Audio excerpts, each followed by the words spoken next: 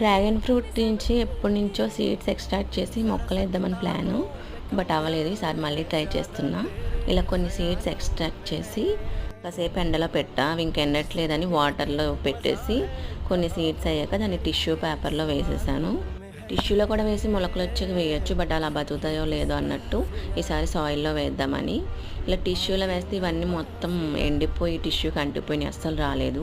So వచ్చిన మట్టికి అలా తీసేసుకున్నా, మిగతా వీటికే ఉండిపోయినాయి. కొన్ని సీడ్స్ అయితే బాగానే వచ్చినవి. నేను ఇంక ఇదే బాక్స్లోకి సాయిల్ తీసుకుని ఈ వచ్చిన సీడ్స్ అన్నీ వేసేసాను.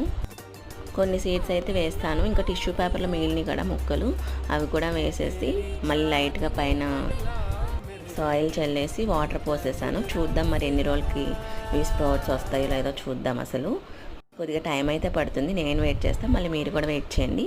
అలాగే ఛానల్ సబ్స్క్రైబ్ చేసుకోండి, స్ప్రౌట్స్ రాగానే అప్డేట్ ఇస్తాను. Thank you.